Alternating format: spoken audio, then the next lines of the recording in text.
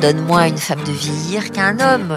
C'est pas facile de se faire une place dans un milieu où il y a quand même plus d'hommes. Mais la féminisation du métier d'investigation, ça a été quelque chose, je pense, de très positif. Les femmes n'attendent plus qu'on leur dise « tiens, viens ». Non, elles y vont. Elles y vont, pousse-toi de là, moi aussi je sais. Je ne me positionne jamais comme une femme. En fin de compte, je me suis jamais posé la question de l'appartenance à un sexe.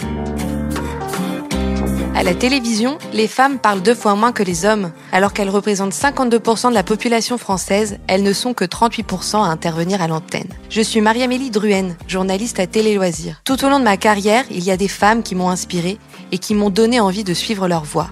Alors j'ai voulu les rencontrer et qu'elles me parlent de leur parcours et des embûches qu'elles ont dû surmonter dans le milieu de la télé, encore très masculin.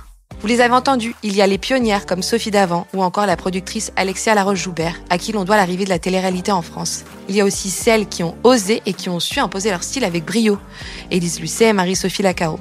Mais aussi celles qui ont dû combattre les clichés et sans cesse faire leurs preuves. C'est le cas d'Iris Mittenard.